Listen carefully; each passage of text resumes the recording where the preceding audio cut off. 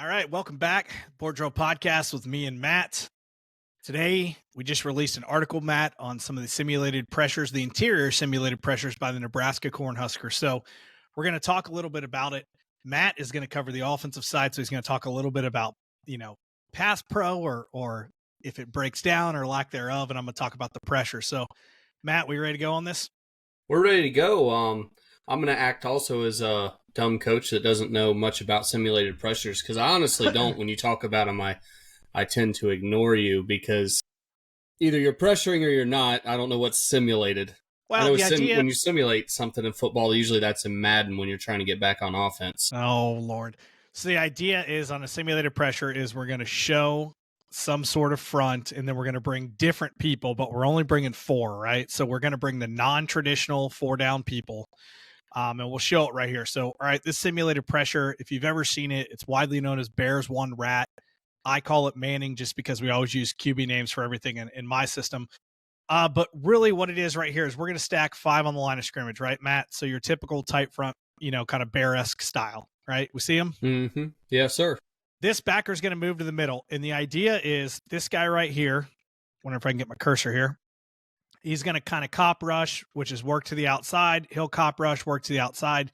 He's going to work opposite of the back, and then this backer is going to come right to the back side of the center. The key is for these 2 outside guys is to work vertical before they drop and draw these tackles out, right? If we can draw these tackles out, we now have a 4 versus 3, or really 4 versus 4 if you had the back. But again, if we can get one-on-one with the back, we're going to take that every single time. So here we go. We're going to move through it right here. I think the backer is a little tight, which allows the back to adjust to this, and it's going to work through clean. And we're going to talk a little bit about how this quarterback is able to escape here and really what Nebraska can do to stymie that a little later on. So, Matt, we'll see it from the back shot here. There we go. Do you keep that nose head up? Yeah, it looks like. Yeah, that nose is going to go head up, and his job is to draw the center one way, right? If the center doesn't go with them, good deal. So here we go. We'll slow-mo it. Boom, right there. And you can kind of see, right, that's what we're looking for. If we can get a guy coming right down the pipe versus the running back, we're good to go. Now, in this case here, the running back makes a hell of a block, right? Now, what people do to combat that is this guy right here and this guy right here are technically both responsible for the running back. Okay, the rule is the running back goes, he's got him, he becomes the rat, or if the running back goes here, he's got him and he becomes the rat. In this case, what we've taught in the past to help out with this rush is if that running back blocks, the guy to the running back side is going to now loop and take over that, right? Like a green dog or a hug rush, how some people call it. And this guy will still be a rat dropper. They don't do that, and you're going to see ultimately that guy starts to kind of do it, and he's there to kind of make the tackle. The quarterback just falls down, but, we assume he would have made the tackle. So that's kind of our answer to getting the 5th guy in there if we need to get him in there. Matt, so, right, this is designed to break half slide, correct? Yeah, because, typically, in my mind, half slide, you're going to go away from the backside, so your center, right guard, right tackle are going to be working to the right here. It depends on how you work your left guard. And what I always did was I always brought him, if there was a head-up nose, I would bring him to the nose because that nose going backside A was always really tough to defend. So in high school, we brought that backside guard, first thing head up. His rule was first thing head up or backside. Okay. So in that case, so he would be responsible there to look in the linebacker. He kicking out and he's going there. Opposite 66 would be head up on the 4 tech, and then back would have first thing inside out. He'd have first thing inside out. So it would still be back matched up against that. Most coaches are going to send 74 out and 66 out and match the back up with 48. So you'd get the out there for most half slide protections or most protections you'd get. Because yours basically turned into a full slide.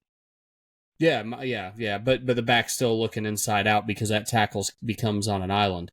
Correct. Right? Yeah. So if that end now loops outside, now the back would be responsible to fill inside if linebacker showed pressure. Right. Gotcha. Yeah. But if nose goes away and now you're going to get that backside, that 48 through that A gap, the guard would end up taking that over and the back would check inside and work out. Yeah, it makes sense. But, you could go full slide. A lot of times if we got walked up pressures or four eyes or stuff, we would just check to a full slide protection there, like you have drawn up there, right? And we would go full slide. Still tough to pick up 48 there, but that would always be my answer to someone sending pressure. My offensive linemen weren't sure. We saw some funky stuff. We'd make sure we got into the full slide so that everyone understands their responsibility, right? It's more about your O-lineman understanding their responsibility than who you can pick up. Yeah, and to be honest with you, if it's a full slide team, you're probably not going to work simulated pressures, right? Those aren't what you bring against full slide teams, right? You bring four to a side or something like that against those full slide teams. You don't really run these, and you probably don't run the interior ones as well, right? But obviously, really, really good one against half slide. It works out here for Nebraska. I thought maybe 5 could have done a little better job coming back inside and getting 4, but it does work out on the back end. They're just playing one rat. Got one more example of it against empty here. And kind of the reason why I like simulated pressures against empty is because when you get these guys dropping, obviously an empty here, right? Even though they probably want to be in a cover 1 look, they're forced to kind of match up. It's almost blitz coverage here. But because you have droppers, you have something to combat against screen with, right? We're going to get screen here. Now, look, they get through. This time the center goes with the backer, and they're going to get it tipped away. But as you can see, when they screen here on the outside, we have a guy right here now. And so, again, I'm not saying he gets off and he makes perfect tackle. And, hey, look, this guy may block him. They may be off to the races. But at least you have a shot with these two guys underneath. If those guys don't exist, you now have 1, 2, right? I don't know how to delete this. Good Lord. Right. If those two guys go away, you now have 3 blockers plus this wide receiver, and they're 88 out the gate, right? It's a touchdown if you don't tip the ball here. Now, they do tip the ball, and you'll kind of see it on the back end. But, again, they tip the ball because, right, this time they're so worried about the backer, nobody touches the nose. Yeah, and offensively, this becomes very dangerous with those guys, leaking out those outside linebackers, getting in those throwing lanes potentially or making a big play. Like 56, if he just triggers quicker on this. Could be a pick, right? I mean, yeah. Yeah, so it's kind of again, these are great simulated pressures for getting up the middle. What I like about these two pressures we're going to talk about is that they're A-gap pressures, right? Where does a quarterback not want you? In his face right now. And that's what they're doing, right? And so this creates, chaos and has havoc and everything. So those are those two. Let me try to find the other ones I want to go through. Here it is right here. So the other one, I kind of coin it, just call it, again, use an M term for middle. We use quarterbacks. We call this one Mahomes. All right. So very similar, Matt. This time it's more out of an even front. So there's your cop rush and your cop rush. And now these two guys are going to have the interior A-gap cross dog pressure. These two are still your droppers. So we're going to see a very similar set here. I think this time they run cover 3. But boom, right there, right? And we get pressure. And I'll kind of talk about the back end, but let me talk about coverage real quick. The other nice thing about simulated pressures, Matt, is that you have 7 guys dropping. I can run any coverage with 7 guys. So if I want to run cover 1, I can run it. If I want to run 3, if I want to run, cover 5, which 2-man under, if I want to run Tampa 2, I can run all these different things with the simulated pressure. But let's look at the back end here, Matt.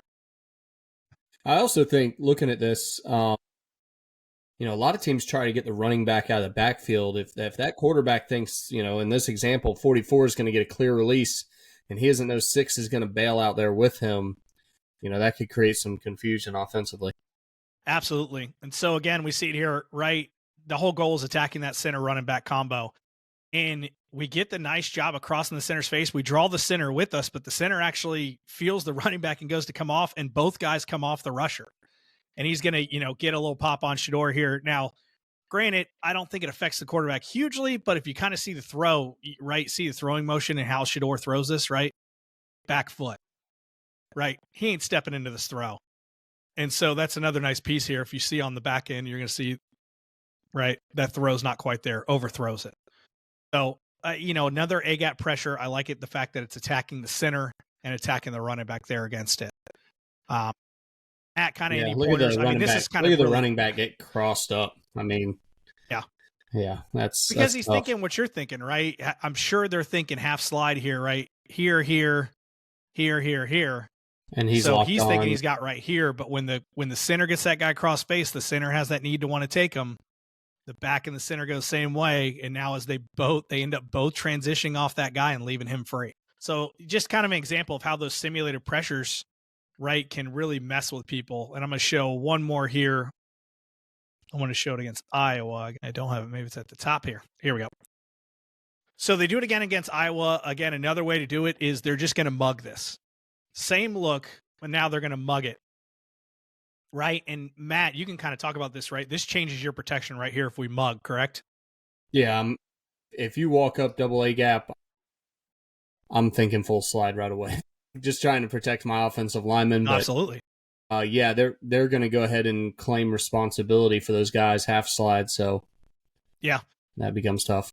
So again, they go to do a half slide here, and you just see this is just a jailbreak right away. Neither guy gets blocked. Really, the running back kind of cuts that guy, which I don't know if that's quite legal at that point, the way he cuts him, but it is what it is.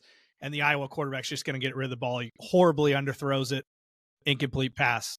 Go back to the beginning there, Coach. Yep. And watch the center. So we're obviously, center is going to be sliding left, right? So this looks like a half slide left completely. Oh.